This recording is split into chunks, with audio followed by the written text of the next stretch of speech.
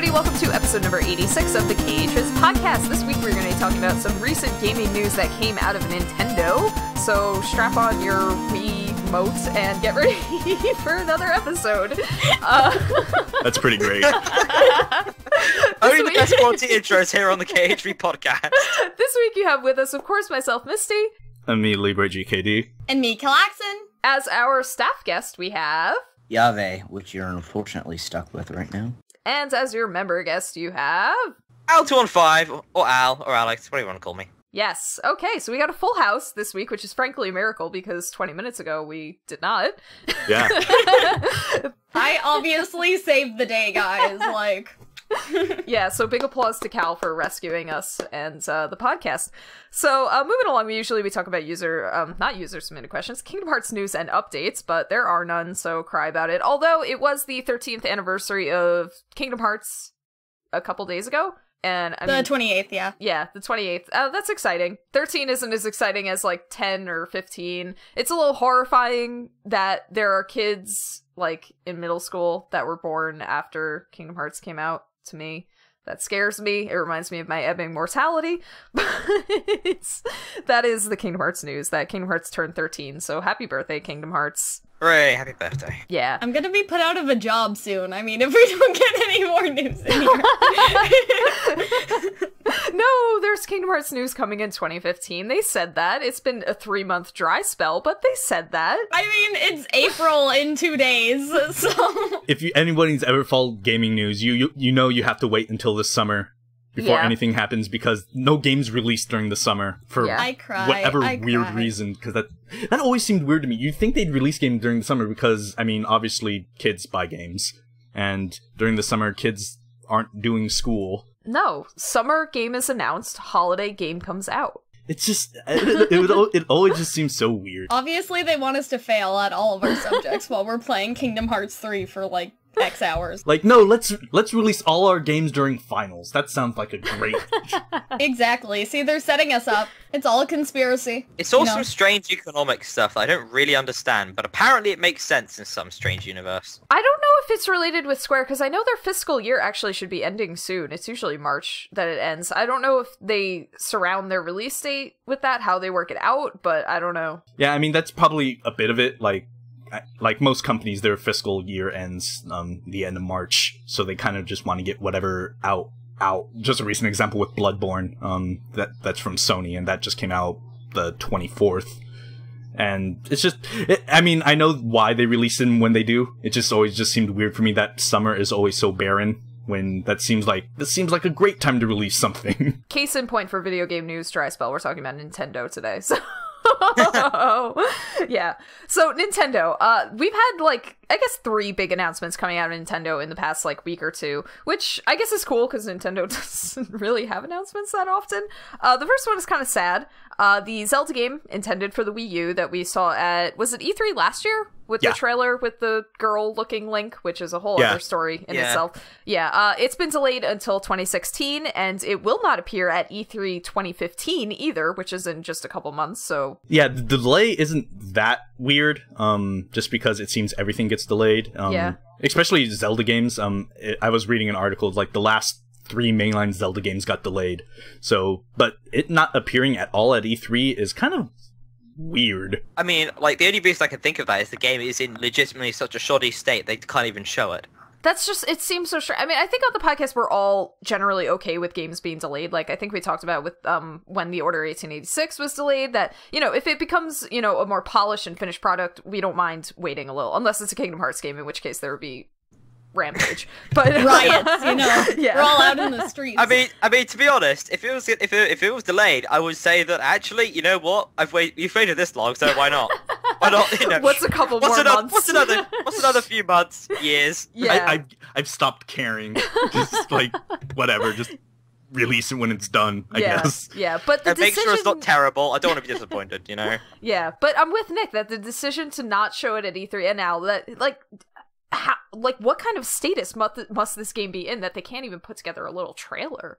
That's just, it's very troubling. Yeah, especially because at the Video Game Awards back in December, they had it wasn't a live demo, but they had a they had a video of the director of the new Zelda game actually like playing the game on, you know, their TV in whatever their little office was in Japan.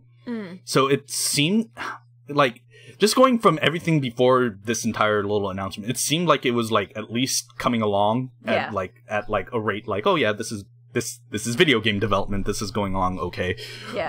But for it to just kind of skip E3 entirely is kind of, it's just really weird. Like, it makes me not only wonder about the quality of whatever the game is in right now, but it makes me wonder maybe it will also release on the other piece of Nintendo news that got announced. That is what I was thinking about. That we're going to talk about it in depth later, but they have maybe a new console. We don't really know what it is yet, but it's codenamed to Nintendo NX. That delaying this game might be like, oh, you can get it on the Wii U, yes, but you can also get it on our new console, and doing it that way. It also made me think that maybe they just scrapped everything and like started a whole new game. That could also be plausible. But yeah, the releasing on two things isn't, I mean, Twilight Princess did that. It was released on the GameCube and also was a Wii launch title. So I mean, that could be a possibility. Which would be good, because one of the Wii U's big problems was that it did not have very good launch titles, and it had launch titles. It had launch titles. It had Mass Effect 3. Oh yeah, great. Definitely want to play some Mass Effect on my Wii. But it's not as if it's been out for ages. No, not at all. But, and that you didn't have Mass Effect 1 or 2 to build up to. Exactly. But yeah, it's very, very strange that they can't show anything. And especially because the trailer that they showed at E3 had a lot of hype surrounding it. Like, not just, you know, normal Zelda hype, but the whole, like, is Link a girl thing got it a lot of attention. That to delay it and not show anything at E3 is just a very, very strange choice. It makes me wonder what Nintendo's plan is for the rest of this year. It makes me wonder what the hell else they're going to show at E3. Like, what else is Nintendo working on? Yeah, they actually have to show something, don't they? There has to be something there. They need really, I guess. I mean, the thing is, E3 appearing there is actually quite useful, because it means you do have some coverage. Because usually one of the purposes of it is sort of to sort of say, hey guys, we've got this. It's just mostly publicity, right? Yeah. And I suppose in that sense, you're going to be on the PR backlog if you're not really there. You need something to report you and say, hey guys, we exist in this industry. But Nintendo has always been weird about E3 and pretty much every gaming convention, that they don't really...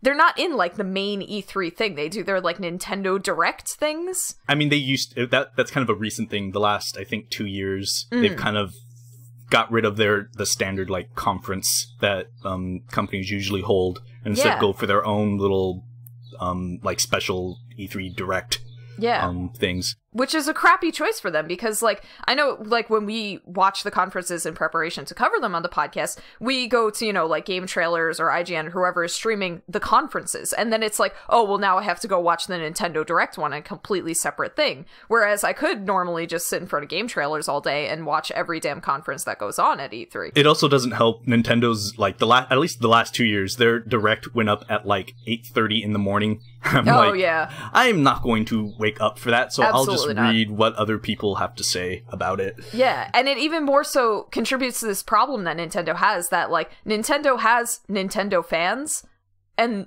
nobody else really breaks into Nintendo, really, and that, you know, you have to go out and get the special Nintendo stream if you're interested in what Nintendo is announcing at that conference. That is just making the problem even worse. I mean, I suppose what they're doing is just relying on their pedigree. It's sort of like, we are Nintendo, we made these fantastic things, you should pay attention to us. Yeah, but that is what's kind of killing them also. Nintendo, like, last E3, Nintendo actually had a pretty neat thing with the Treehouse streams that was kind of, it wasn't like a conference or anything, it was just like a section where they had people, I guess, playing Nintendo games and demoing Nintendo games and having interviews and stuff like that.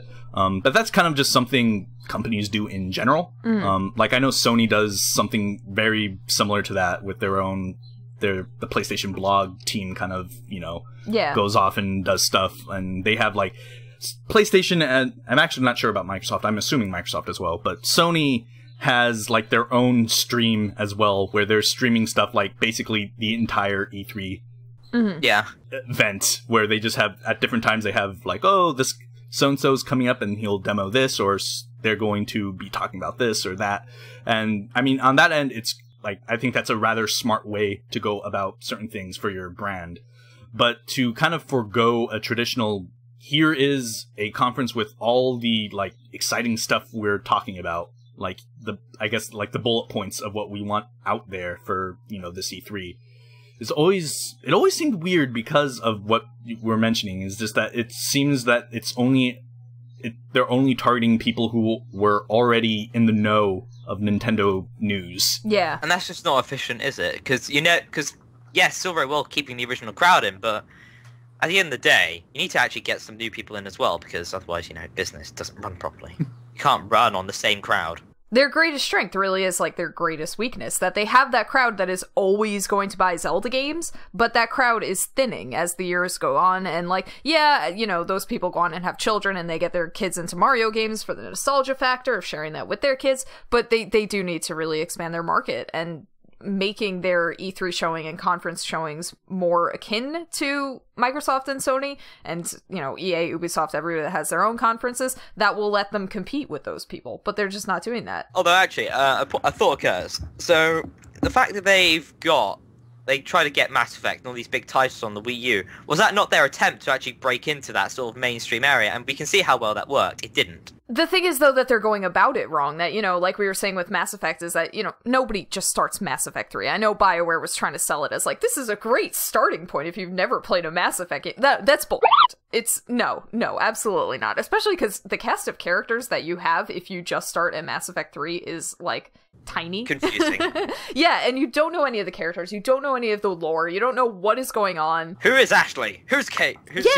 So nobody is playing Mass Effect 3 on their Wii. There's also the issue of, like, people already complain about playing first-person shooters on controllers. There are the people that will only play them on PCs or that will only play them on controllers. It's another thing to play a first-person shooter on a Wiimote or the Wii U tablet thing.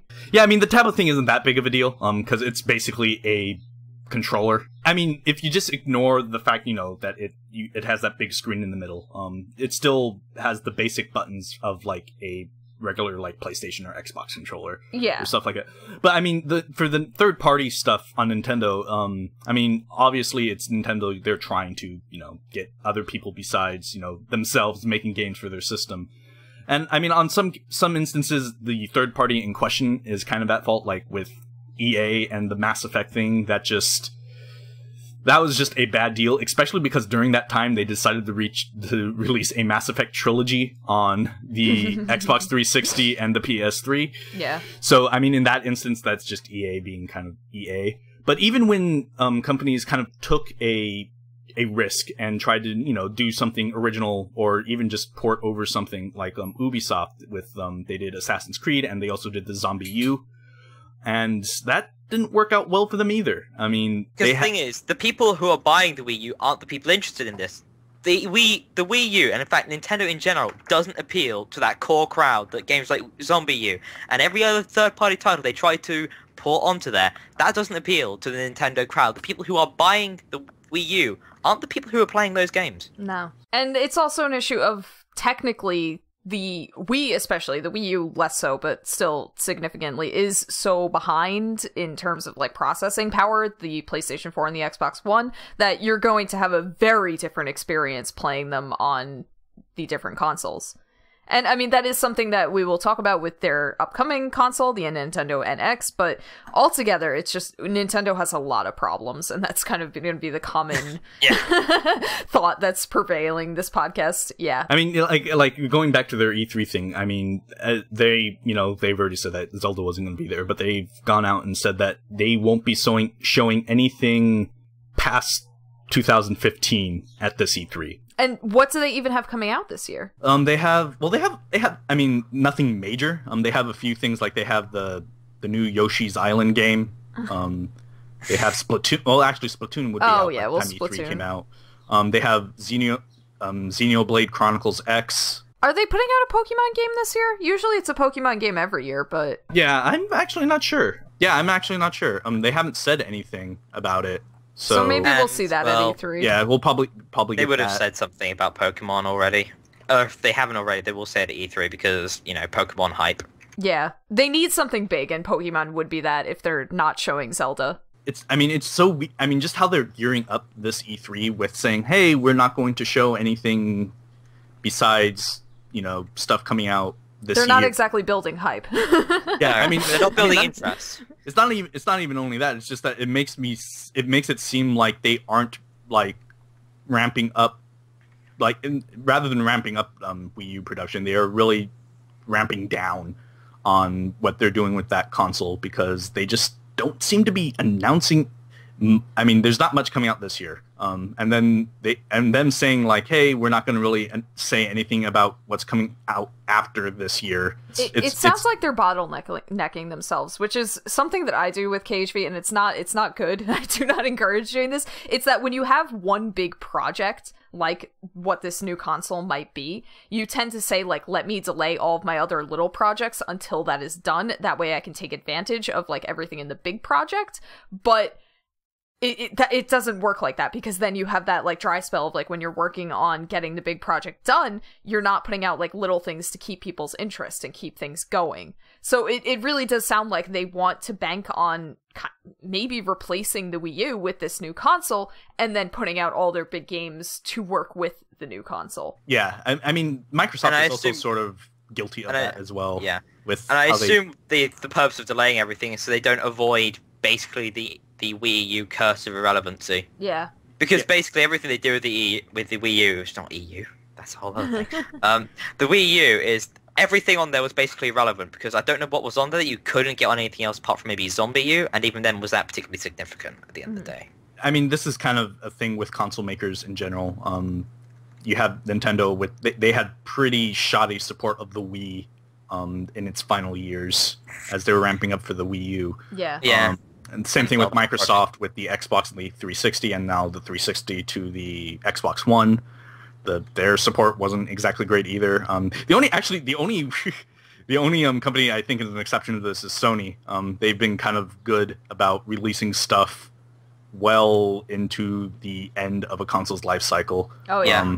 Like PS3, PS3 had Sly Cooper 4, The Last of Us, Puppeteer, and something else that's escaping my mind, but all that within the year they launched the PS4. Oh, God of War. God of War Ascension, they released them in 2013 as well. Well, even more so, PS2. I mean, that console that lasted a long time. Oh yeah, I didn't jump on the PS3 train until 5 years after, and a part of that was just money that I couldn't afford to, but I had fun with my PS2 all those years.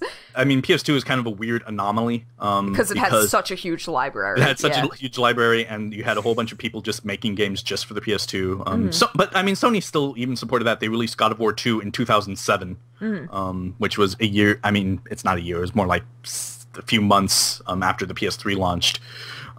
So I guess they are good at supporting stuff, so long as it's not named the Vita.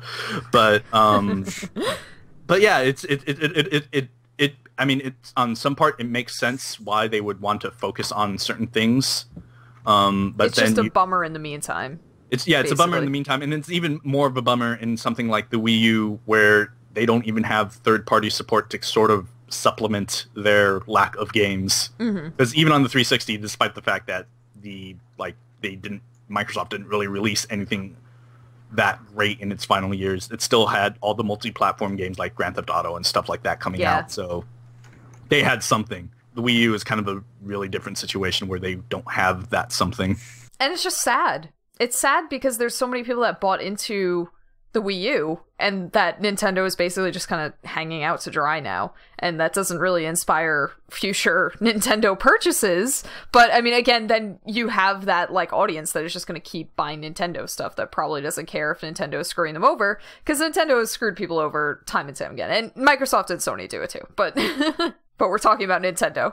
I don't know. For me, Nintendo's just like, it's the weird cousin or uncle that sometimes comes over during like Christmas dinner, and you only talk to them like once or twice, but every time you do talk to them, sometimes, you know, they'll give you a great present, sometimes they won't. Sometimes they won't show up for Christmas, sometimes they do. Like, you don't know what this guy's gonna do. You don't know what they're doing for a living. You just know that they are your uncle, and sometimes they'll bring you stuff. That's all you get. So yeah. And actually, to be honest, that's probably a very apt comparison.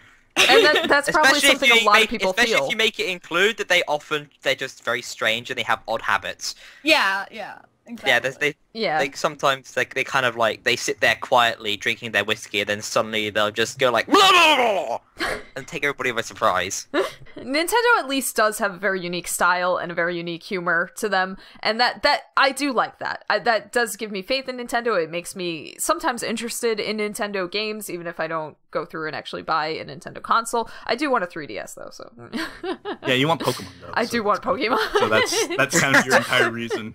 Nintendo, honestly, like, Nintendo could be on its last legs and people will still be buying Pokemon games. Like, I think that Mario is losing relevancy every year, but Pokemon will always be Pokemon. Everybody wants to catch new ice cream or the new fridge. Or, what is it called? Trubbish? The garbage Pokemon. Yeah. I swear, they are running out of ideas. Yeah, but Nintendo's new idea will be to bank on mobile gaming, particularly like smartphone gaming, not their handhelds. They're going to be making smartphone games that feature Nintendo characters. Now, I was at first really excited because I'm like, if I can play Pokemon on my cell phone, then I don't need to buy a 3DS. They just win the market as soon as they release a Pokemon game on like the iPhone or the Android. It's just like, well done, you have just won the entirety of the gaming industry. The problem would be that then nobody is going to buy a 3DS because, you know, everybody today has a smartphone, or almost everybody. And so, you know, why would you buy a 3DS when you can play Pokemon on your Android or iPhone or whatever? That point is, do you need to make 3DSs? Do you actually need to keep producing them? Because if you port it over to smartphones, then basically you've already got your handheld device, you've already got your platform. Do you actually need the rest of the consoles? I mean, having a console is nice, I mean, but that's but how Nintendo doesn't want to do into, that. like, mobile gamer. because that gets into the thing that they are allowing people to escape their ecosystem. and of course, because they do make, well, at least that's what they intend to do, but usually they also make money off hardware. And so it's a lot about control, because once you're going onto other markets like an Android phone or an iPhone or something like that, you lose quite a significant amount of control over your stuff. Yes. At least in comparison to what Nintendo is used to with their properties and releases and things like that. Mm. And I suppose when you think about it, their handhelds are really what's kept them going. Oh yeah. Yeah, I mean, case in Because- point, the Wii U is doing terribly, and the 3DS, the 3DS struggled at first, but it is doing well. It's doing okay now. It's got itself a little niche. Yeah. Yeah, it's doing okay. Yeah, but I don't know what it means by feature Nintendo characters. I just think back to like all of the terrible games that Square released under the like Final Fantasy banner on the iOS. Some of them were fun, but they were still obvious money grabs. I will say their recent one, Final Fantasy Record Keeper, it is amazing. Like, I downloaded it and it is everything that All the Bravest should have been. Like, it is really fun, and it's really cool going through each Final Fantasy and like just doing, you know, Final Fantasy stuff in it, and it's really great. Grinding. Actually, no grinding. Oh right.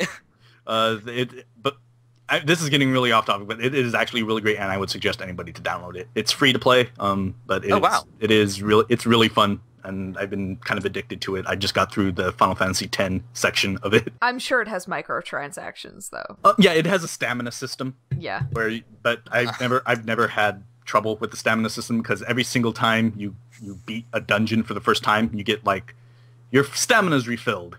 Oh, so they're just punishing bad people that are bad at video games and making them pay. I mean, you could say that, but it's really hard to kind of be really bad at this. Anyway. Yeah, but Nintendo's, I don't know what kind of direction that they're possibly going in this, because like we said, they're not going to release, you know, like a Zelda game or a Pokemon game or a Mario game like they would on the 3DS or the Wii U on cell phones, but I don't know what they're gonna do with these. Like, I know people were really excited about this announcement, but I was like, get ready for microtransactions. Well, yeah, I'm pretty sure that's where it's going to go. Oh, yeah. Because that's just kind of how it works. Nintendo, and I think the bigger news is not so much that they're allowing their properties on smartphones and stuff like that, but it's that they themselves are making them. They aren't like contracting it out to some other thing, but it's Nintendo actually making Nintendo games, I guess you can say. And I suppose that has some ray of hope, because it means they are actually making their own content. because, okay, what I think is going to happen is very much what... Okay, me back up. Nintendo released a Pokemon game a free-to-play Pokemon game, or Pokemon-themed game, I should say, on the 3DS. It was very much like something like you'd seen like Candy Crush or, those Match 3 games. Mm-hmm. That apparently has been a very good success for them. As I said, it's a free-to-play game, and you pay... I think the highest you can pay is like $10 for 10 hearts or whatever it is that whatever their currency in that game is. Yeah.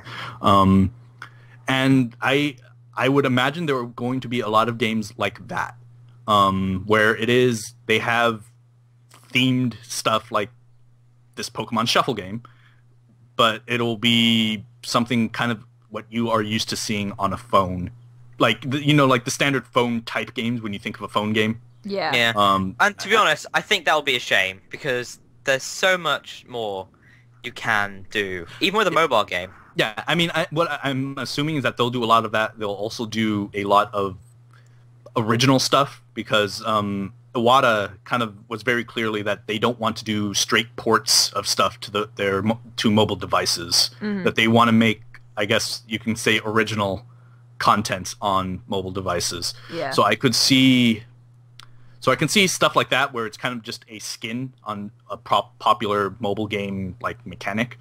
I can also see them just making original stuff using, I guess, franchises that they don't really use that often.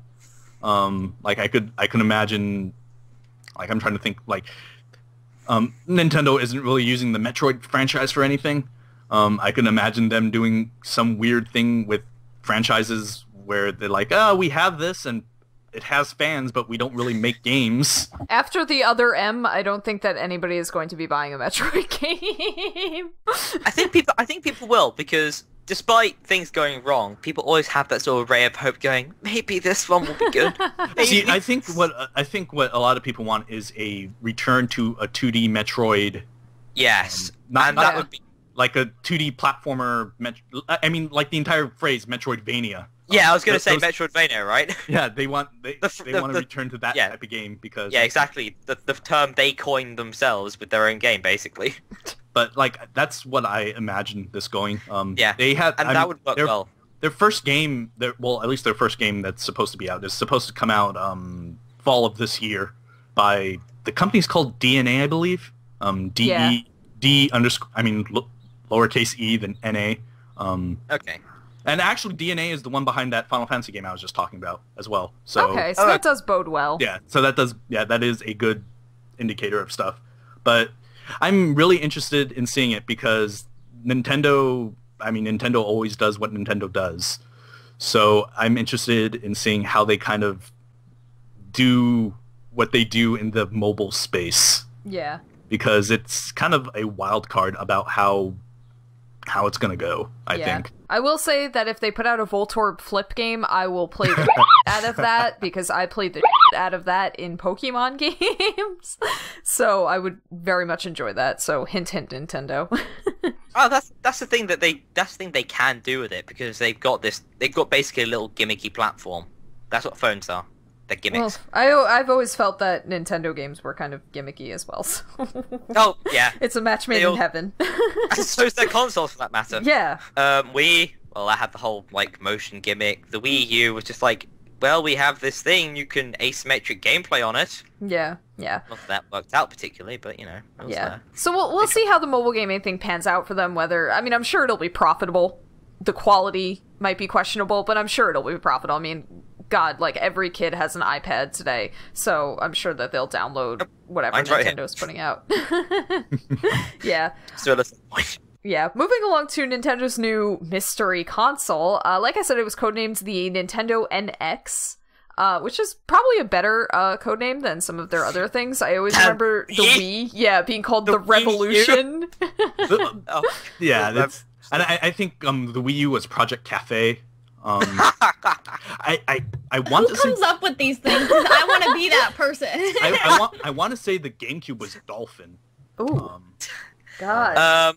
I'm trying to remember. That's kind of funny because they actually have a Dolphin emulator for Nintendo. For I think it is the cube, and it's called Yeah. Dolphin. Yeah, I may actually be thinking of the emulator, but I'm not, now I'm questioning myself if that's actually the name of the console. Oh, I'm sorry. If that was actually the name of the console before it got released, or if that's just the name of the emulator thing. Well, I think they probably would have called it the emulator Dolphin because, hey, it's a subtle reference for anybody who knows. Yeah. Yeah, I guess. The Revolution was Yeah, still like it was, the okay. stupidest title. Yeah, it was first publicly announced as Project Dolphin as the successor to the N64.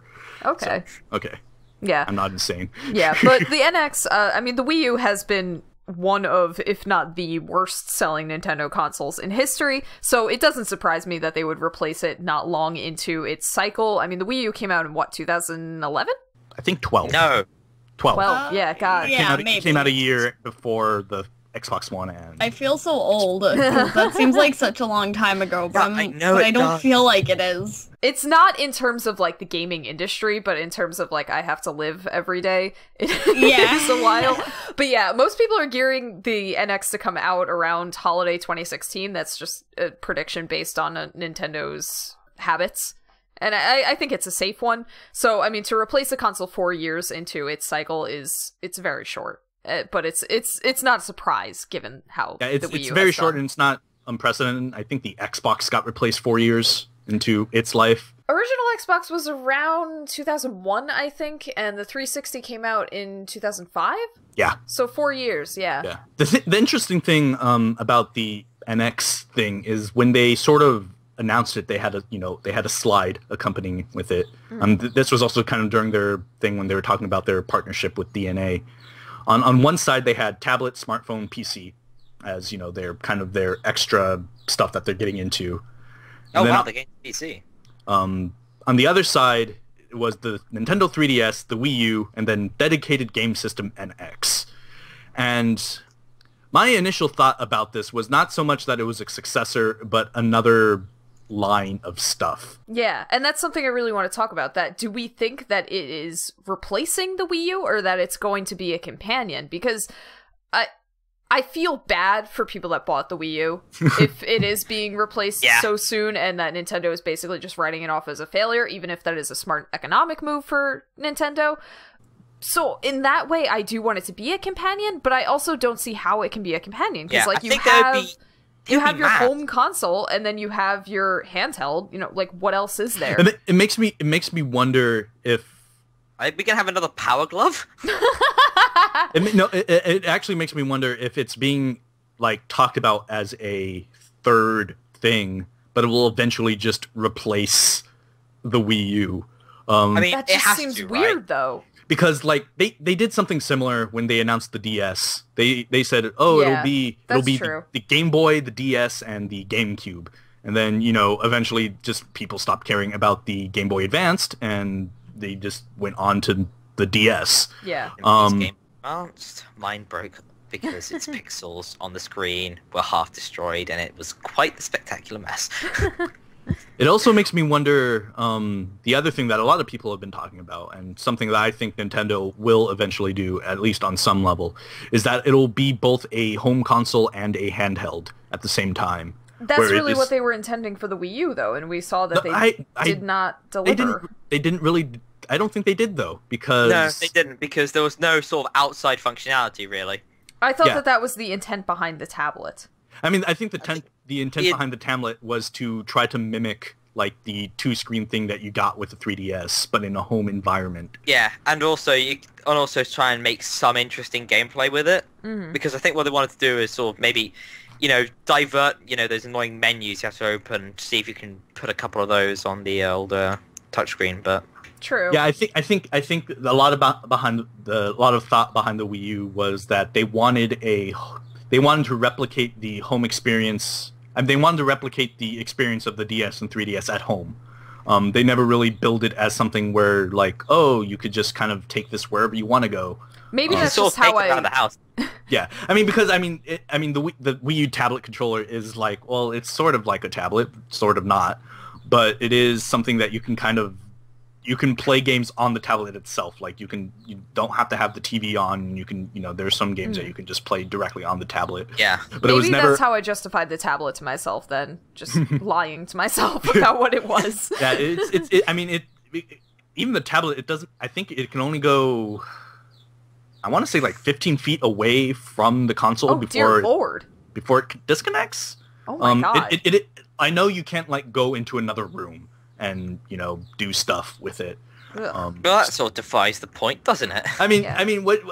Basically, it's a controller. Like you don't really expect to leave the room with a PS4 controller and expect to still be able to play a PS4 game. Well, it's funny that you say that. You say because that. I took my Xbox 360 controller into the living room, which was quite far away in my house. And I could still communicate with people over Xbox Live with the controller connected and my headset plugged into the microphone. So you understand what I'm saying, though. It's that's not its intended thing. It's like it's not supposed to do that. It's like you like, because that's just completely like, why would you ever play a game when you can't like actually see it? Exactly. Well, I suppose that's why the screen was on the tablet. Yeah, but when you're also including that screen on the tablet, you're also increasing a whole bunch of other energy uses of that thing, where they can't like do a theoretical like, hey, let's go on the other side of the world, and you can still play your whatever it is you're playing. But it's still an issue that even if the NX is giving that like connection that we have between the handheld and the home console, that I don't see how something can conceivably work in the middle. That it would have to be, like maybe like the Wii U, or what I thought the Wii U was going to be, where like you play it on the home console and then you take whatever the controller is or whatever and take that on the go with you, or be kind of like what the PS4 does with remote play, where you have your PS4 and then you can just beam it over to your Vita. Yeah. I don't see how they can put like a third player into that. Yeah, that's why I'm curious that this will be an initial third player, because they don't want to put they don't want to immediately like get rid of the DS, the 3DS, and the Wii U. I think they need that time of like transition where there is these other things going on, because they don't know if this third thing that's going to theoretically, what I'm just going to guess at, theoretically combine the two into just a singular platform, which also it would be beneficial to Nintendo, because they spread themselves out across the DS and the Wii U, and that sort of hurts the Wii U at this point, because they make a bunch of 3DS games. They recently just came out with the Majora's Mask remake, and they have a bunch of just stuff coming out on the 3DS. Like the 3DS this year actually looks really cool with what at least in terms of what Nintendo's releasing. But because they're spread out on the 3DS, it's like that doesn't really help them with their Wii U situation, and it doesn't help them worldwide, given that the like handhelds in general have been kind of slouching the last couple of years.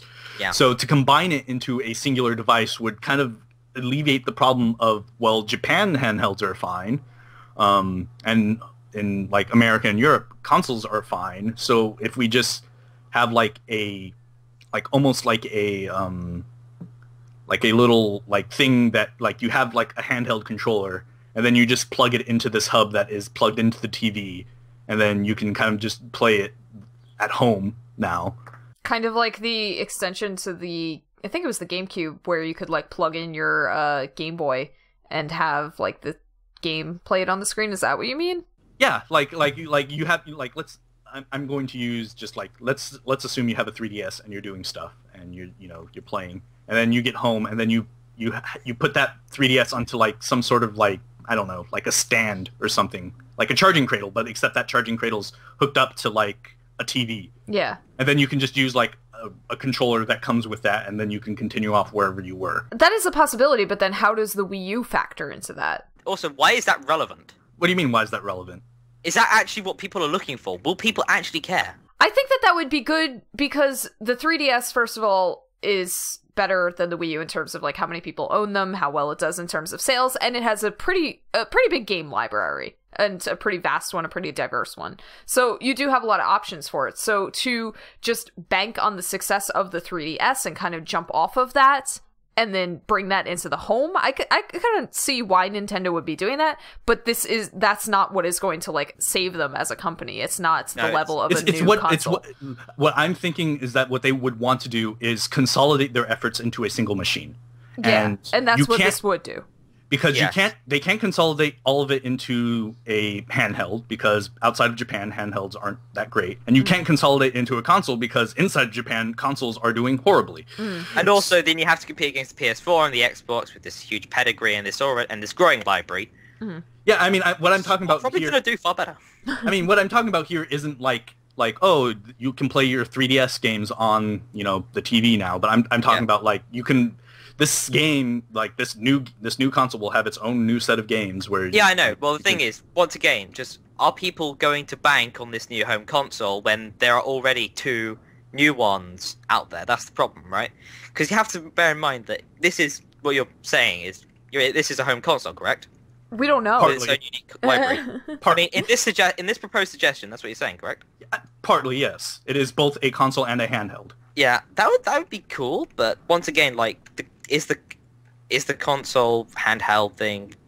I don't know. It seems complicated. It sounds so nice to be able to just like play a game at home and then say like, oh, I got to catch a train and keep playing your game there. But and as well as I think that the PS4 does it with remote play, it has the issue of like the Vita is basically a remote play machine right now. That's its big selling point. So nobody has really done this successfully or found like the exact right way to do it. And I guess Nintendo does have the possibility to do it, but I don't know. Yeah, I mean the problem with remote play is that you need an internet connection. That as well. Yes. And I mean, you can do it over 3G and 4G and stuff like that, but still you need an internet connection, and there's always that potential of lag between everything. And this wouldn't have that, because whatever you're playing on your TV, it is also this thing that you're carrying around. So it'd all be playing natively, and basically like a cross save system where you have the game on like the PS4 and the Vita, and your save is available between the two, but so you don't need the internet connection, is what we're saying for like the Nintendo thing. Like, I mean, imagine and I assume you'll have to sort of plug it in and then synchronize. Yeah. Or, I mean, you shouldn't even have to plug it in to do that. This is 2015. We should have wireless synchronizing. The entire thing is that is, at least in my I guess theory on stuff, is that you wouldn't even need to synchronize because whatever the home console is just whatever this thing you're carrying all the time. Yeah. The only thing you're doing at home is that you have the connections to hook it up to a TV. Okay. So like the actual... So there's one consideration that comes into my head when you mention that. It's size. I mean, that is a huge thing you're carrying. So let's think about this. So you need to be something capable of playing games at a reasonable level, right? Yeah. Well, you're going to need, one, you're probably going to want a disk drive, I assume, or some kind of card system if you want to go down the Vita route and then be able to lose all of your games particularly easily. So you need to carry that. You need to have all the processing, all the memory, the graphics, and all that. So you're going to be carrying around a large laptop. Not necessarily. You have stuff on an iPhone that look basically better than what you can get on, or at least almost as good as what you can get on a PS3 and a 60. Yeah, I suppose. So I suppose you just use smaller textures. Yeah, it's just like, I mean, you have the... It's texture sizing. Like, I mean, I think, like, you have the Vita, which that's a pretty, that's a sizable little thing, but it isn't, like, an outrageous size of a thing. How handheld technology is going with how things look and how things kind of interact and, just play and stuff like that, it's kind of insane how fast that's progressing in some ways. Well, the thing I have concerns with that sort of model is basically you can have it look great with the small textures, but what happens when you upscale it to the TV? Because basically you're gonna need to upscale it, which is gonna require to make it look as good or at least comparable. Then you're probably going to need to have almost a second set or some way of making it... You don't necessarily need to upscale it. What you could do is render it out at 1080p and then have it downscaled for that's whatever your handheld thing is, and then it's just displaying natively at when it's actually on the TV. I mean, as we're talking about power, though, you also have to consider that maybe Nintendo isn't that interested in something that's incredibly powerful. That is something I wanted to bring up, that, should they even try to compete with the PS4 and Xbox One in processing power? Because, I understand that they want, third-party titles like Call of Duty, and we've been talking about Mass Effect, so, they want those to release on their consoles. I don't necessarily think they should be aiming for those. Because, exactly. Yes, so it's ideal, but you're not a big console, so that's not the market you should be appealing to. Yeah, so they could just say, buck that, and we'll...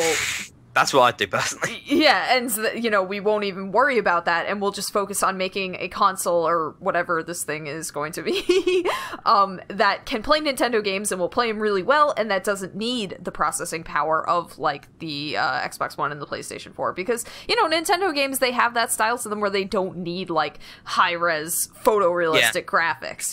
Because you kind of got the sort of Pokemon kind of cutesy sprite thing going. Yeah, and so they could cut their. They could cut their losses and just say, we're going to make a Nintendo console with Nintendo games, which I think is to an extent what they did with the Wii U. And the lesser tech specs could not only deal with the size issue, but it could drive the price down a lot and get it into a sweet spot where this is a really affordable option for people. Because, the Xbox One and the PlayStation 4, they're not expensive. I think that they have a very good price point, but, that's still several $100s that you're sinking into this. What's wrong with saving an extra 50, 100... 120 here and there, right? Yeah, so, going for a less powerful console, it wouldn't really hurt their games, and I think it would arguably help them, because it would help them sell whatever this thing is. A Nintendo-only console isn't that bad of an idea. The problem with that, as we're seeing with the Wii U, is that there aren't a lot of games that they actually produce for said console. Nintendo would really need to ramp up their... But that's kind of the great thing about combining a handheld and a console into this one thing, is that they can combine their handheld development cycle with their console cycle. Exactly, because new 3DS games are coming out all the time. It's just the Wii U that doesn't have anything. Yeah, Nintendo releases a lot of games per year, but a lot of them are on the 3DS. Yeah. So if you can get rid of... If you can combine them, right? Yeah, if you can just get rid of them spreading themselves out over two platforms and focus on just a single one, you'll have a more steady stream of Nintendo games. Yeah. On Equality a single platform. and justice for all. Amen. And then what? Amen. What do you do? Amen. Amen. Amen, Cal. Amen. We say amen here. Really? New York. Amen. Depends on where you. Yeah, it depends on where you are in the country. New York. Okay. Yeah, but I think that's what I think would be the most, I guess, the thing that I think they need to do the best. They need to do is they need to consolidate themselves, because it's very unlikely that they're going to attract, big hardcore console gamers. And not only gamers, but also the publishers themselves. They aren't going to really attract EA or Ubisoft or Activision or people like that. So they need to focus on their own efforts. But if they want to have a steady stream of stuff coming out, then they need to focus on a single platform instead of just we mentioned Sony being all right with, supporting multiple platforms as, you're transitioning.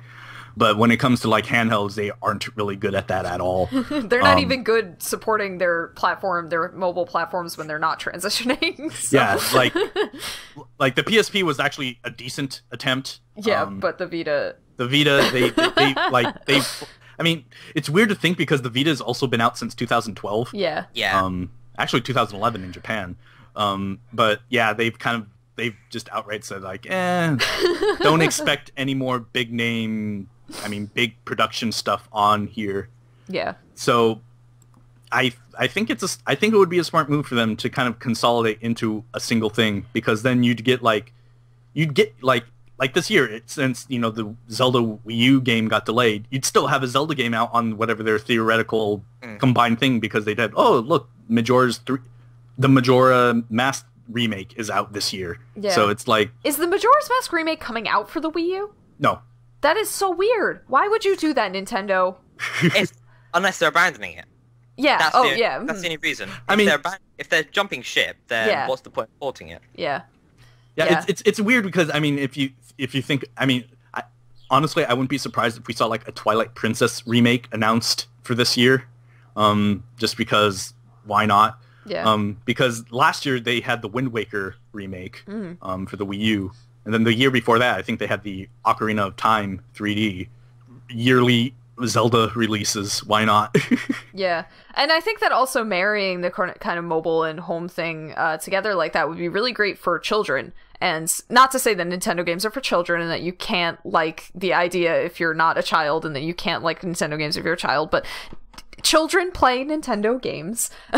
It's a really good idea for children because like whenever we talk about mobile gaming on this podcast, I bring up that like I would love to mobile game, but my idle time is not really spent like when I'm outside, which is rare, but I'm not sitting there idle, you know, I'm driving my car. And I just don't live in an area where public transit is really an option. So if you live in a city, that's a completely different story where, you know, you're taking subways, buses, etc. But I'm driving. But with kids, you know, they're in the house, and then let's say, you know, you're going on a road trip with your family, they can just take their thing and go. That's when I played the most Game Boy in my life, when I was sitting in the car. So that, I think that would be a big selling point. I could never do that because I got car sick. I would get car sick if I tried to read something, but I don't know. Yeah, same. I powered through it for the. Yeah. My Pokemon need me. Yeah, like gaming is kind of weird on the go because I can do it, but for not long periods. But reading, I just cannot read when I'm traveling, and that kind of bums me out. That kind of bums me out because that seems like a good time to start reading. Yeah, I got nothing else to do. Yeah. But I get travel sick. But I think that this could be a really great thing for children, and not just that, like, you know, they can play it even just in the home, that, you know, if your kid is playing on the TV and, you know, you tell them to go to bed, then, you know, suddenly they got their Game Boy in bed and they're playing the same game. And that I like that idea, and I think I would have liked that as a child, because not all children have TVs in their room. Yeah, I mean, there's a lot that I think they could do right if they did something like that. Yeah. We obviously have no idea what they are doing. They this is pure speculation. Yeah, they kind of just said, "Hey, we have something coming out," and that was about it. They didn't even say that. Like, it wasn't really even like a formal announcement that much. It was it was more like, we are working on something else. Yeah. They did this during what was it? It was an investor meeting, I think. And it's also where they announced their mobile partnership. And then it almost seemed like they're announcing this as well, in addition to their mobile partnership, as in like, hey, we aren't abandoning traditional platforms just because we're doing this. Mm-hmm. Like, hey, we're making mobile games, but also we have this other thing we're working on that's not any way related to mobile development. Yeah. Yeah. So, I mean, we'll see how it pans out for Nintendo. There's a lot that they can do, and we can have our hopes and dreams and speculations for it, which we've had. So unless anybody has anything to add to Nintendo, we can mention the little tiny news of Konami and Kojima, which, Nick, you can take away. It is okay. So if you haven't heard, after Metal Gear Solid 5 ships, Konami... The Phantom Pain, Kojima is leaving Konami. We kind of mentioned this earlier, but he was an executive on the Konami thing, but he seemed to be the only person really making games at Konami. Mm-hmm. But for whatever reason, they haven't said any details about why or anything like that, but Kojima will be leaving Konami and be kind of off on his own doing whatever. So what's really weird about this is that Konami is just removing Hideo Kojima's name from basically everything. There's if you've ever played a Metal Gear Solid game, the box art usually has like a Hideo Kojima game, Metal Gear Solid, and then, you know, all this other stuff. A Hideo Kojima game is being removed from basically everything. They've already removed mention of Kojima and his development team, Kojima Productions, off of the website and any logos that were on the placeholder box art. And I'm sure that there are legal reasons for that, but it just seems... The question is he going off on his own? It reminds me of, like, immature little, like, 13-year-old girls, like, when they break up with their boyfriend or something, and, like, suddenly they scorch his name from everything, and, like, that's just what I thought of. I mean, I actually don't think it's so much legal, is that they don't, because Kojima isn't going to be with them anymore, they don't want his name on a product that they're selling. That's probably true, but I like my idea better. That it's a little lover spat. The question is, what's Kojima himself doing? Because if he's going off on his own, it might be just the case that he wants to take his name with him. It'll be fine if Kojima's going off on his own, but I'm more worried about, like, what is going to happen to the Metal Gear Solid franchise? Who owns them? What is happening with Silent Hills? And just, Silent Hill and Metal Gear Solid and all those other things, they are properties belonging to Konami. And they will, in fact, kind of after this entire news broke out, Konami was already hiring for a new team to make a new Metal Gear Solid game.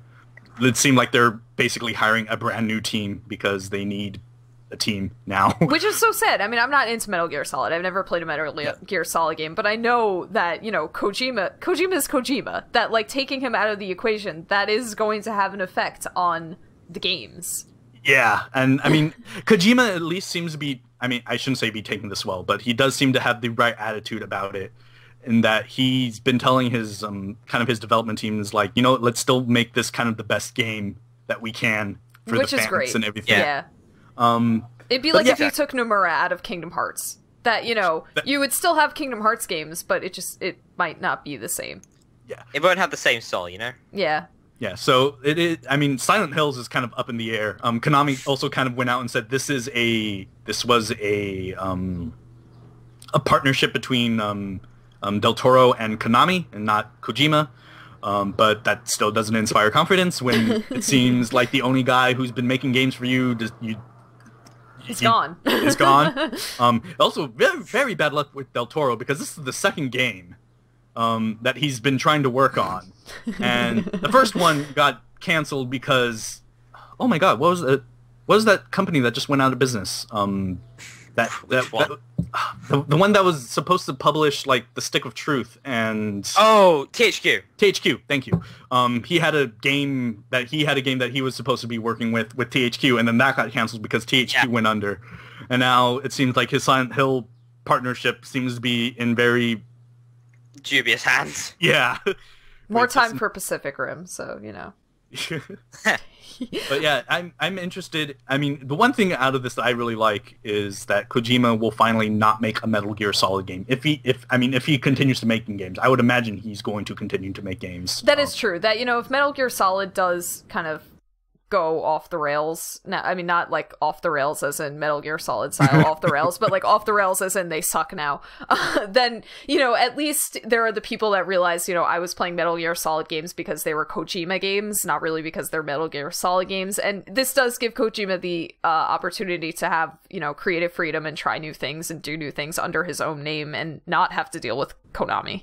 Yeah, it always made me wonder because Kojima, he's always been in that position where he wanted to do more than just Metal Gear, but he inevitably always ended up doing Metal Gear, and it makes me wonder if it was partly because of how Konami wanted things to happen, because Metal Gear is such a high-profile game. It's continue making this despite the fact. Kojima can make other things besides Metal Gear. He's made the Zone of the Enders games, which are fabulous robot games, which everybody should play. He's also made Snatcher and a bunch of other little things like that.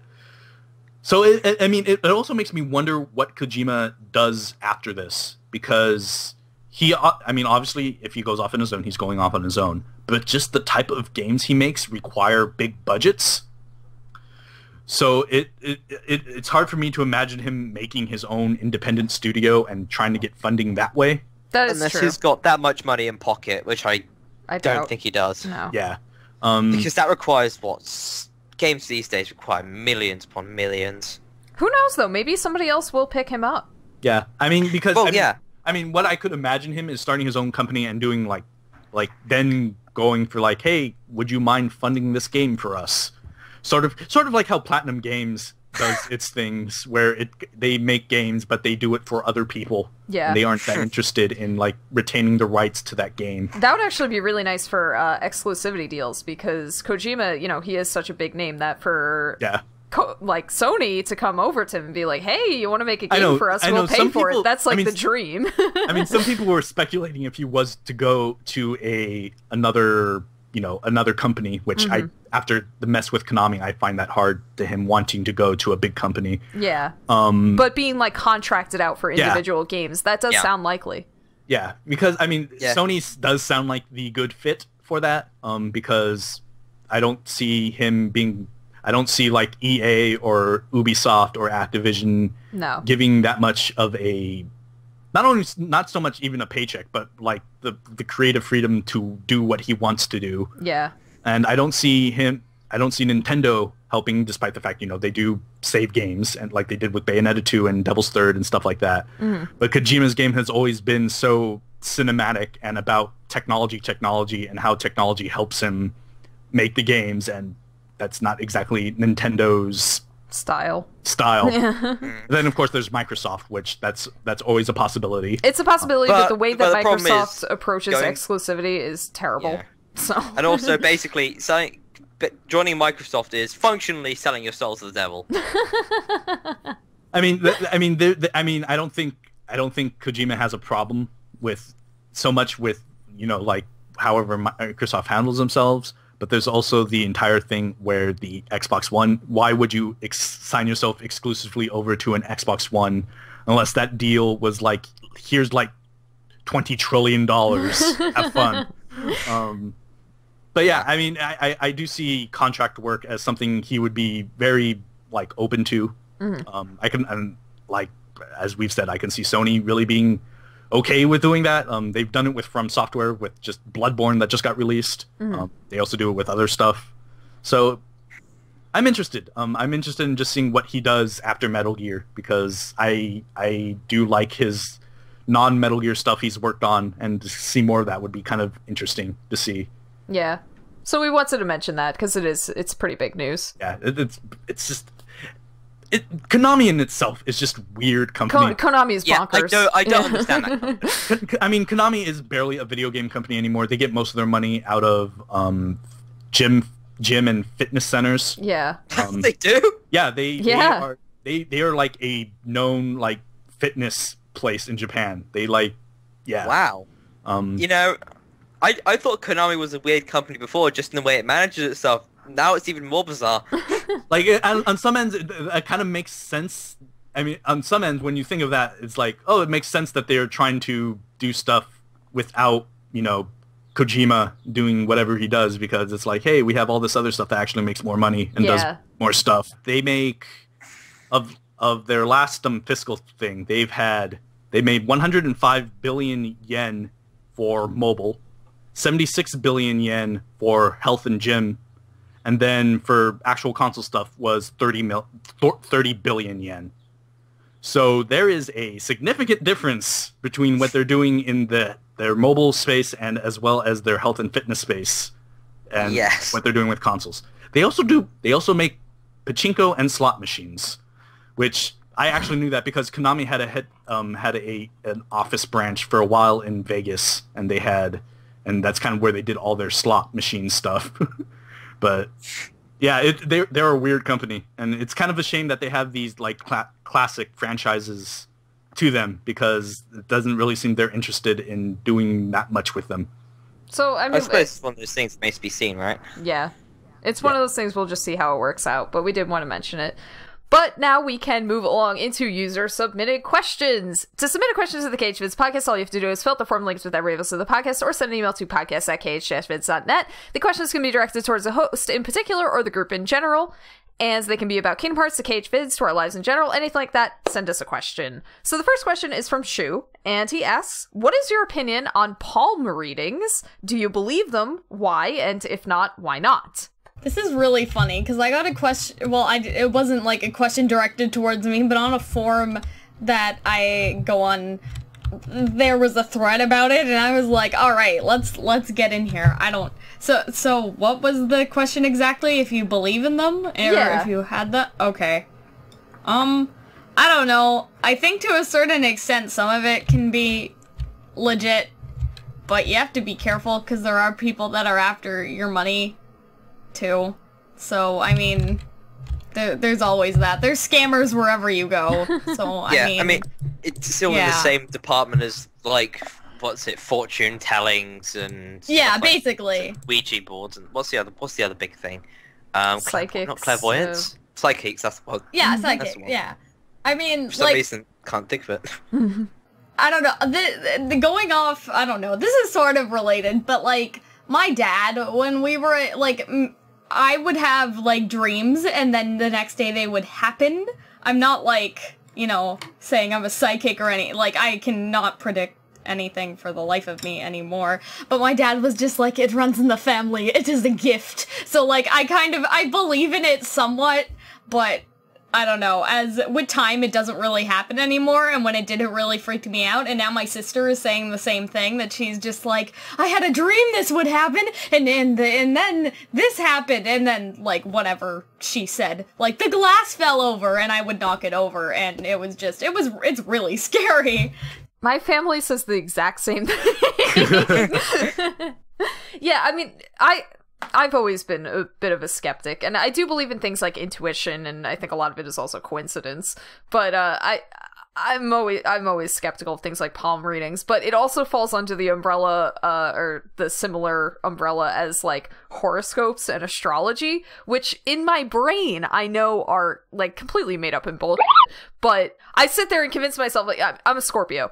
And I pretty much fit the profile of a Scorpio, like, to a T. And, you know, I sit there and make myself feel horrible. I'm like, am I just telling myself that I fit this and then making decisions and acting in that way subconsciously? Or is this, you know, like, something powerful or something like that? So I get wrapped up in that. And at this point, I kind of just, you know, like, take it for what it is, you know, have fun with it, but don't take it too seriously. And sometimes I do take it a little too seriously. But that's kind of how I feel about palm readings, that, like, you know, it's cool and it's fun. I don't know if there's much stock in it, but whatever. That's kind of my position as well. It's funny though.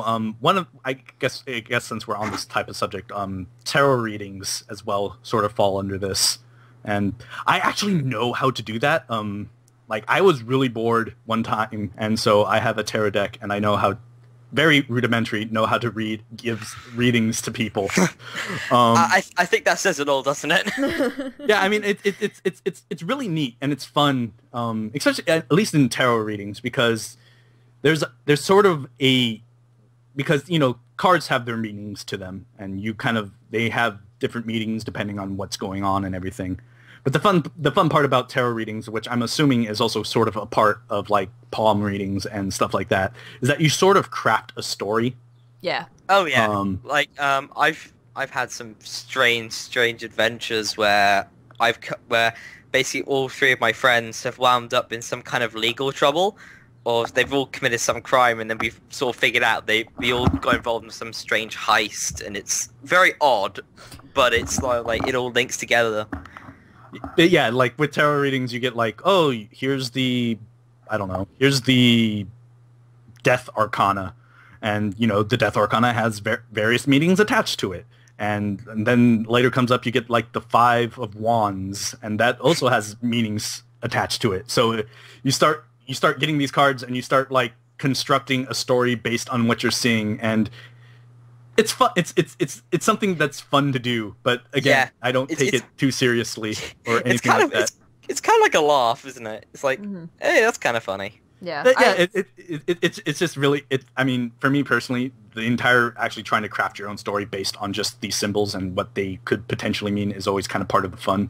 Yeah, exactly. Yeah, I do fall into the pitfall though with astrology of like when I meet people or when I know people, I look up like our astrological compatibility, not just as like, you know, like compatibility, like but like friend compatibility and everything, and then like, you know, friendships that maybe have not worked out, I like say like, oh well, it was because they were a Cancer, like can't do anything about it, which is a really terrible attitude, and I do not encourage it, but it is something I do. I think I'm a Capricorn. Superstition, if I'm I don't know it off the top of my head. That's like one thing that I'm trying to learn, but I can look up Scorpio. See, the thing is that I'm also like there are two signs that are you don't want to get involved with them. It's Taurus and Scorpio, and they have very specific compatibility requirements, whereas people like Libras and Leos and Cancers, they can kind of get along with everyone, but Scorpios, it's like highest compatibility Scorpio, and everybody else is just kind of like there. Yeah, I mean, I'm as I said, I think I'm Capricorn, And I know a few Scorpios. Somebody who I was kind of close friends with in high school was a Scorpio. My sister's a Scorpio. Scorpios are fucking insane. Be careful around Scorpios, and that's coming from a Scorpio. I was about to say there's also you. I'm not sure I have a bad opinion about Scorpios at the moment. You seem alright. But yeah, First impressions. Those type of things are always just they're neat to kind of just look at and kind of have fun with. Yeah. But taking them really seriously probably isn't the best idea. Yeah. Yave, anything to add? You've been silent this whole time, so Yeah. calling you out. I don't know. I think that it's like a placebo effect for the most part. Yeah. I guess I'm just a poop when it comes to like all these things, because everybody's like, oh, my daily zodiac, or oh, this is who I am, and I'm I like, don't read okay. my horoscope every day, but Yeah, yeah, but I'm just like, it's like if somebody went to the to a Chinese restaurant every day and pulled out a fortune cookie, and like, if you want to believe what it says, then yeah, but most of it was a generalization. I don't know. I just think it's silly. You can believe what you want, but I'm just like, okay, well, if it says I'm gonna die, then no crap, I'm gonna die one of these days. But Mortality is one of those facts of life, isn't it? yeah, people gotta eat, people gotta die. Gotta love it. on that uplifting note, the next question is from Graxy, and he asks, there is a small white ball on the floor next to you. It has a smiley face drawn on it, but you notice that its eyes follow you around the room. What do you do with the ball? Fucking run from the ball. Burn it with fire. Exactly. Yeah, I'd probably throw it out a window. Yeah. Pick it up. I would not touch it. That it's gonna get you killed. but it's looking at me. It's cool. It's kind of weird. It's like, is it calling like you kind of like what you do is you kind of twist it and like see if it follows you, and you go, No. okay, But You you do get not like do a, those things. and then you just chuck it. but you get it like a pot and you put it over it and you just like ignore it. Yeah, I would See, that's call what it I do with Wilson. the spiders in my house, so that would be the exact same, like, thing for me to do. Either run or, like, put something over it. These are amazing. Trap it until mom comes home, you know? And Yave, what did you say?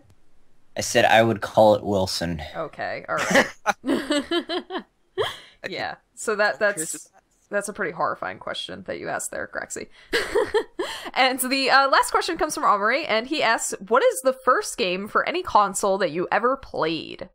Oh, Jesus Christ. I mean, like, I played PC games as a kid, like educational games, and we geeked out about this on a podcast a long time ago. Gus Goes to Cyberopolis and, like, all of those good ones. Like Treasure Island. And, yeah. Yeah. I think it was Treasure Cove. Treasure Cove. Yeah, Treasure Cove. There's another one called Treasure Oh, Mountain. okay. Treasure Mountain. But yeah, Treasure Cove was... Treasure Cove is great. I don't care what you say. Reader Rabbit, all those. But I think yeah. for, like, a console, like, an actual, like, video game, I would say Pokemon Silver. My stepbrother had a... well, I guess I played, like, Mario games on the N64 before that, like Pokemon Snap and everything, but the one that I always remember, and the one that I count as, like, getting me into video games was Pokemon Silver. I borrowed my stepbrother's, and I couldn't find out how to, like, get out of doors. I always remember that he had to show me how. But, yeah, so that was, like, really what got me into video games, I think. Yeah, so.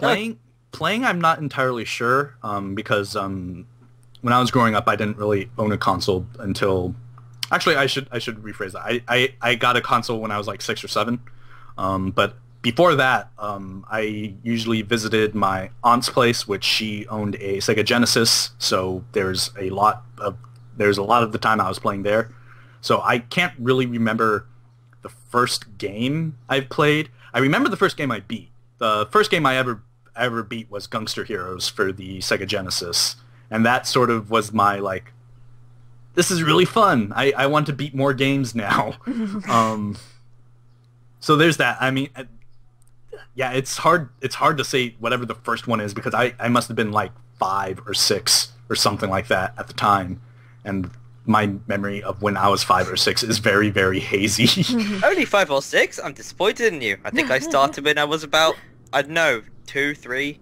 I don't know. maybe Wait, when did Mortal Kombat 2 come out? I have no idea. Because I remember my aunt getting that brand new, and we played it. And yeah, I'm looking that up now. There is an age factor that we have to drag into this, that video games, when, like, me and Nick were children, might be different than when you guys were children. Yeah, very much so. I mean, then again, I'm also talking about Mortal Kombat right now. I'm offended you didn't include me into that. Well, that's because you've been silent, Yave. If you want to be included, talk. I am talking, you jerk. Mortal Kombat 2 came out on the Genesis in '94. So I was probably maybe 3 or 4 by the time I actually played it. So maybe that was, I don't know. You probably should not be playing Mortal Kombat games when you're 3 or 4 years old. There was no I was only ESRB. playing Toss the Tank Engine. There's no ESRB when I was a kid. Yeah, that's true. I mean, I kind of had this weird curve where I went from Thomas the Tank Engine into Star Wars Galactic Battlegrounds and Jedi Outcast. So it's a bit of a strange, like, game sort of introduction, and then it just went from there. Yeah. Yeah, I mean, the first console I owned was a PlayStation, and I think one of the first games I had for the PlayStation was Tekken 2. Tekken's good, man. Yeah, it is. But yeah, so despite all that, I always considered Gangster Heroes one of my first games just because it was the first one I beat that I at least remember beating. So yeah. My story is kind of similar to Nick's. I didn't really own a console until I was probably like 8. Also was a PlayStation 1 as well. But I would go to friends' houses and play like Mario and all that jazz. My first game that I owned, aside from PC gaming, because, I'd play like Sonic CD or whatever on there, but the first console one was Spyro the Dragon. That's what I considered to be my first, alright, console gaming. This is a thing. Yeah, the first console game that I played, I think, was discounting the N64, because I played N64 as a child, but I have no memories of it. But Cool Borders, the snowboarding game, I played a lot of Cool Borders. I still have Cool Borders 3. I don't know what it is, but it sounds hilarious. Yeah, I think it was 2 or 3 that I first played. It's just a snowboarding game, and it's really fun. It's aged. I played it recently, I guess. Oh, it's aged. Actually, because I think during a time it was actually available on PlayStation Plus. Because it's a PlayStation, you can digitally download it, PlayStation. But yeah, I still have fond memories of it. Yeah, it was Cool Borders too. I'm really bummed that I didn't take care of my games when I was a kid. Because I have Cool Borders. Actually, it's mostly just PS1 games. I still have the discs, but the CD cases are all broken. Oh god. So I just have those plain generic CD holders. Yep. For him, and that kind of bums me out now that I actually take care of stuff. When I was young, I was not very good at disk drives, so the amount of disks that wound up dying was insane. So Dad had to copy so many things just as a contingency plan for when I inevitably pulled it out of the disk drive wrong, and it snapped in half. Yeah. I still have the old snapped copy of Jedi Outcast, which was really unfortunate because I love that game. That is sort of cute in a nostalgic way, and also kind of concerning in a hoarderish type. I have a cousin that does that with everything. She'll find paper clips on the floor, and she'll want to keep and I'm just I know you're a gifted child, so I'm not gonna bug you too much because you can do times tables faster than me, but at the same time I'm a little bit in defense of that, and I've mentioned this before, kids get attached to weird things, and I had a big problem where I would get attached to broken things, or once I cried because my dad threw out the cardboard box that my Winnie the Pooh calendar came in, and kids get attached you remember to that things. story. Yeah. So don't be mean to them for having attachment issues. For my first game, though, I'm trying to remember, but the only thing that's coming to mind right now, at least on the PC, is this, Princess and the Pauper game, Barbie, Princess and the Pauper, and it was basically in Princess and the Pauper, the princesses get married, but one of the girls that becomes a princess needs to have a coronation or something because she married one of the kings. And so the game is you planning the coronation, and you're making like stained glass windows and cakes and all this stuff. I mean, it's really fun. And then for console, I'm thinking like the PlayStation 2 and Barbie and the 12 Dancing Princesses, we had to beat that game at least 7 times. It was a platforming game, and, you know, I'll stand by it because it was the shit back in the day, but yeah, that's all I can remember. Yeah, a lot of Barbie. Did you play Barbie Pet Rescue? Because I played that one. Yes, yeah. I got somewhere. Okay, this is the point where Nick and Yabe and I are just gonna step back. You know. Boys can play Barbie games too. I played. Yeah, come on now. I played. I'm trying to think of licensed stuff I played when I was a kid. I remember playing a lot of Blue's Clues games. I definitely had at least one Blue's Clues game. There were also a lot of like Disney princess dress-up games and stuff like that I know I have. There was a Little Mermaid storybook one, and you'd go through and you'd play things that were Little Mermaid-ish. There was also a Little Mermaid 2 game that I adore because I love Disney sequels. I'm one of those Disney fans. So, I don't remember what exactly you had to do, but you were playing as Melody, which is Ariel's daughter in the sequel, and I just thought it was the coolest thing ever. So that's all that I can really remember, other than Kingdom Hearts. Kingdom Hearts was kind of that like gateway into things that weren't Disney or Barbie. So I mean, yeah. Yep. So as I said, you can submit a question to the KH-Vids podcast by filling out the form linked with every episode of the podcast, or send an email to podcast@KH-Vids.net. We usually talk about community news and projects here. I don't have any. I don't know if you guys do, but... There's Gaming of the Month, which I accidentally put up late. By the time this comes out, you'll basically have a day to vote. Oh, good. To be fair, there isn't... It took me a while. It's not exactly much, is there? Yeah, there isn't a lot coming out in April, so I was kind of scrounging around for things. Like the biggest thing I think coming out next month is Mortal Kombat X. And well, that's good. I think that's the only thing that can possibly take the position there, right? Yeah. Right now it's a tie between Mortal Kombat X and Broken Age. Because Broken Age, by the time the day I made this, it got announced that Broken Age was coming to the PS4 and Vita on the 28th of April. Oh, okay. Wow, so I actually have enough money to port that. Sony does a lot with porting a bunch of stuff. Okay. I was wondering how they got money for it. Yeah, like they did the same thing with the Grim Fandango stuff, where Sony partially funded that, and I'm assuming they're doing the same thing with the Day of the Tentacle thing that's coming out soon. But yeah, there isn't a lot coming out in April, but still, vote if you can, because it's a tie between Mortal Kombat X and Broken Age right now, and I always hate like deciding between ties because it's just really gets annoying. Okay. So, that about concludes our podcast episode. There are a lot of ways you can get involved with the KH-Vids podcast. As I said before, you can submit a question to the KH-Vids podcast. You can submit to be a member guest on the KH-Vids podcast by filling out the form links with every episode of the podcast. All you need is a Skype account, a microphone, and headphones, and we would love to have you. You can submit a topic to the KH-Vids podcast by filling out the form linked in the sticky in the podcast section. Tell us what you want to hear us talk about. You can suggest spoiler casts for us to do, anything like that. And finally, you can, of course, just leave a comment on podcast threads. Let us know your answers to the user-submitted questions, your ideas about what the Nintendo NX will be, and Nintendo's recent business announcements, and where Nintendo is going, and what can help save Nintendo, and basically everything about Nintendo. Yeah. So leave us a comment, submit to be a guest, submit questions to the KH-Vids podcast. Thank you all for listening, and have a Kingdom Hearts